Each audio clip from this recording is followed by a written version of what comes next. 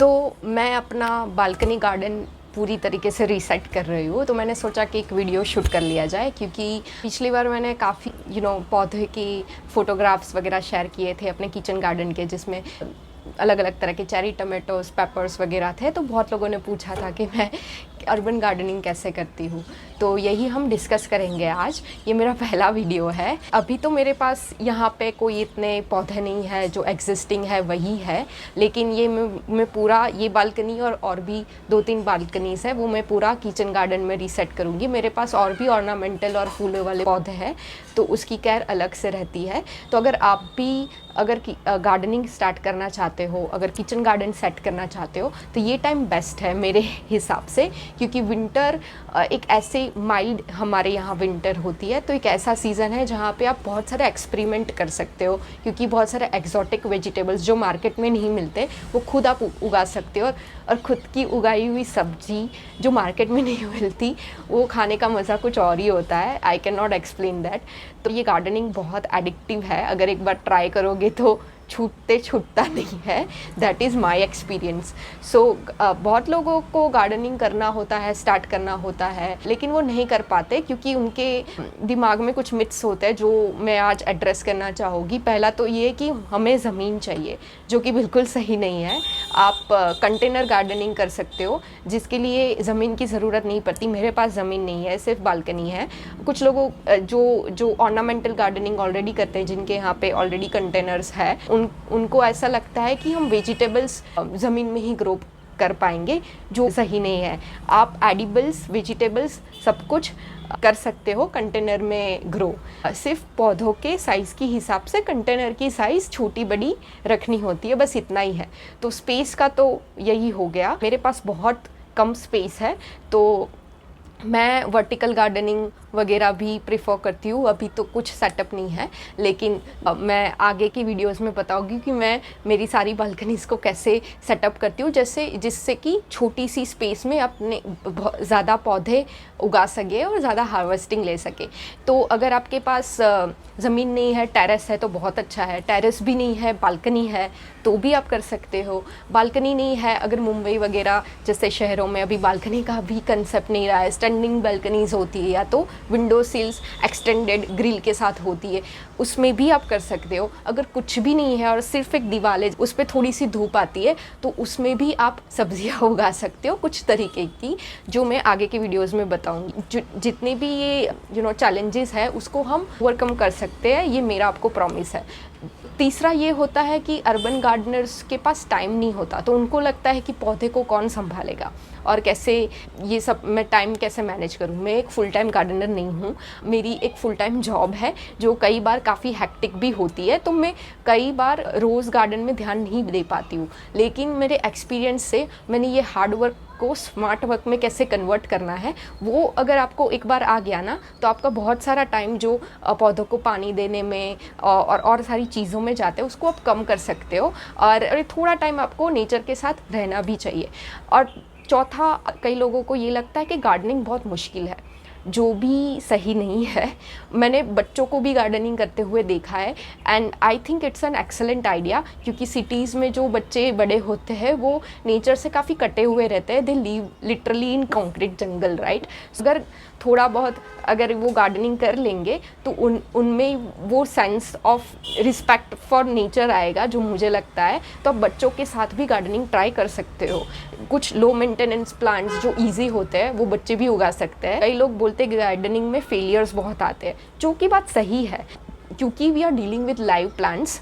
तो कभी भी कोई भी गार्डनर, चाहे वो कितने भी साल से गार्डनिंग करता हो, ये क्लेम नहीं कर पाएगा कि उनका कोई भी पौधा नहीं मरा है, 100% सक्सेसफुल हुआ है। वो पॉसिबल ही नहीं है। जैसे एक डॉक्टर कभी ये क्लेम नहीं कर सकता कि उसका कोई भी पेशेंट कभी सर्जरी के टाइम कभी कैजुअलिटी नहीं हुई, या तो सब कुछ 100% सक्सेस रेशियो है उस डॉक्टर का।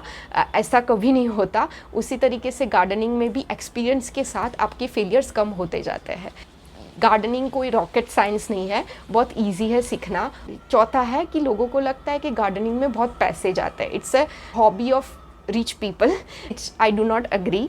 मैं ये नहीं कहूँगी कि गार्डनिंग बिल्कुल भी फ्री है, लेकिन अगर आप 500,000 रुपये एक रेस्टोरेंट में खर्च कर देते हो या तो मूवी में खर्च कर देते हो, उससे तो काफ़ी कम ही होगा गार्डनिंग में। थोड़ा सा बजट निकालना होता है अगर आप शुरू कर रहे हो और आपको बिल्कुल भी आइडिया नहीं है, ये आपको पसंद आएगा नहीं आएगा। अगर आप ज़्यादा इन्वेस्ट नहीं करना चाहते तो भी आप मिनिमल कॉस्ट से ये स्टार्ट कर सकते हो, जो मैं आगे बताऊंगी।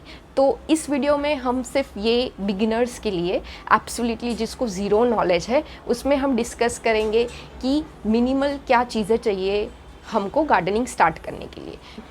पहले तो आपको स्पेस चाहिए, जैसे कि मैंने बताया, कुछ नहीं तो वॉल, विंडो सिल भी चलेगा।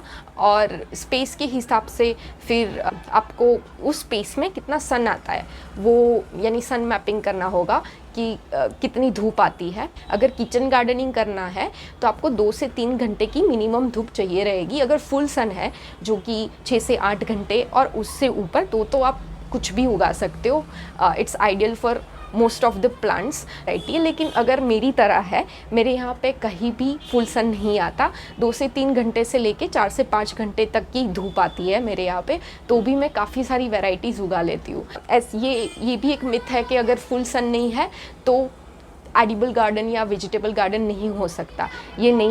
ये सही नहीं है। आप काफ़ी सारे वेजिटेबल्स जो शेड टॉलरेंट होते हैं वो उगा सकते हैं। तो ये तो आपको हो गया कि थोड़ी बहुत धूप और थोड़ी सी स्पेस। अगर धूप बिल्कुल भी नहीं आती तो फिर आप ऐसे पौधे उगाएं जो ऑर्नामेंटल हो, जो शेड लविंग हो, जिसको धूप की ज़रूरत नहीं है, फिर भी आप गार्डनिंग तो कर ही सकते हो। और उसके बाद चाहिए होंगे आपको पौधे, जो आप नर्सरी से ला सकती हो या तो सीड से उगा सकते हो। वो हम आगे की वीडियोस में डिस्कस करेंगे कि सीड से कैसे उगा सकते हैं।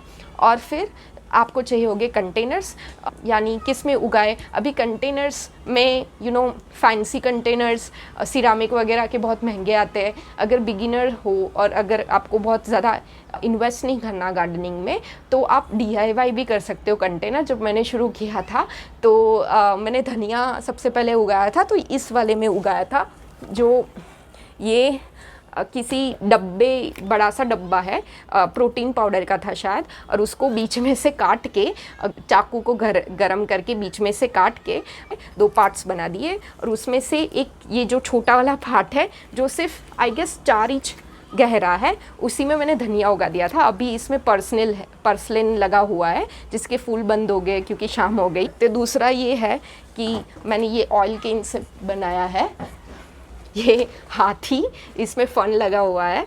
तो ये मैंने ऑयल केन से नीचे छेद करके बस इसको पेंट कर दिया और ये बन गया मेरा।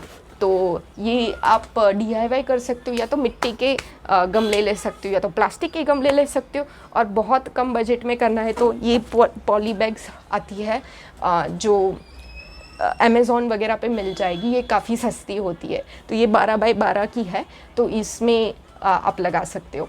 तो कंटेनर हो गया। बाकी मिट्टी कैसे, मैं खुद बनाती हूँ, लेकिन शुरुआत में अगर आप नर्सरी से भी लाना चाहे तो ला सकते हैं। तो मैंने भी शुरुआत में नर्सरी से ही मिट्टी का मिक्सचर फर्टिलाइज़र के साथ जो मिक्स करके ही वो लोग देते हैं, उसी में पौधे लगाए थे। अभी मैं खुद मिट्टी बनाती हूँ क्योंकि I want to make sure कि मिट्टी में क्या जा रहा है, कितना जा रहा है, और मुझे किस तरीके की मिट्टी से ज़्यादा अच्छा रिज़ल्ट मिलता है। तो इस हिसाब से मैं खुद से मिट्टी बनाती हूँ, जो मैं आगे आने वाले वीडियोस में मैं शेयर कर दूँ कि आप भी कैसे खुद की मिट्टी बना सकते हो। तो मिट्टी हो गया, प्लांट्स हो गया, सन हो गया, स्पेस हो गया, और फिर बस थोड़े से टूल्स चाहिए, जो कि वाटरिंग के लिए वाटरिंग कैन, ये 5 लीटर का वाटरिंग कैन है जो मैं यूज़ करती हूँ। इससे ज़्यादा मैं कैरी ही नहीं कर पाती, तो ये मेरे लिए परफेक्ट है। लेकिन मैंने शुरू जब किया था तो मेरे पास शायद 6 महीने तक वाटरिंग कैन नहीं था। तो मैं सिर्फ वाटर बॉटल से ही पानी देती थी क्योंकि मेरे पास पौधे भी कम थे, राइट। जैसे ये कोल्ड ड्रिंक के बॉटल में, इस ढक्कन में मैंने फॉक को गर्म करके छेद कर दिए हैं, और ये छेद करने के बाद ये शावर की तरह काम करता है। और अगर शावर नहीं चाहिए तो इसको ढक्कन के खुल के पानी को पॉर कर दो, तो ये दोनों चीज़ें हो जाती है। इसके अलावा आपके घर पे ये स्प्रे बॉटल वगैरह पड़ी रहेगी, तो ये पेस्टिसाइड वगैरह कभी कभार, तो ये मिस्टिंग के लिए काम आ जाती है। इसके अलावा मतलब खुरपी चाहिए रहेगी शायद। मेरे पास जब खुरपी नहीं थी तो मैंने यही यूज़ कर लिया था। ये बैडमिंटन का रैकेट है जो मुड़ गया है थोड़ा, उसका नीचे का पार्ट ये थोड़ा सा पॉइंटेड है, तो उसी से मैं खुरपी की तरह उस गुडाई कर लेती थी। लेकिन खुरपी भी और दूसरे टूल्स भी आपको बहुत सस्ते में अमेज़ॉन वगैरह पे मिल जाते हैं, तो ये आप खुरपी वगैरह ले सकते हो। और कटाई छटाई के लिए ये गार्डनिंग नाइफ है, वो आप ले सकते हो। बस इतने से ही स्टार्ट करना है और कुछ भी आपको नहीं चाहिए। और एन्जॉय करिए इस जर्नी को। आगे आने वाली वीडियोस में हम और डिस्कस करेंगे मैं क्या क्या उगा रही हूँ, कैसे उगाती हूँ, कैसे स्पेस को सेव करती हूँ, टाइम को कैसे बचाती हूँ। बहुत सारी टिप्स एंड ट्रिक्स आएगी। विंटर गार्डन में बहुत सारे एक्जॉटिक वेजिटेबल्स में इस बार उगाने वाली हूँ, तो सब दिखेगा। तो बने रहे मेरे साथ। नमस्कार, मैं हूँ ऋत्विशा और आप देख रहे हैं ऋत्विश गार्डन। आप बने रहना चाहते हैं तो लाइक करिए, शेयर करिए और सब्सक्राइब करिए ताकि आने वाले वीडियोज़ आप देख पाए। Thank you.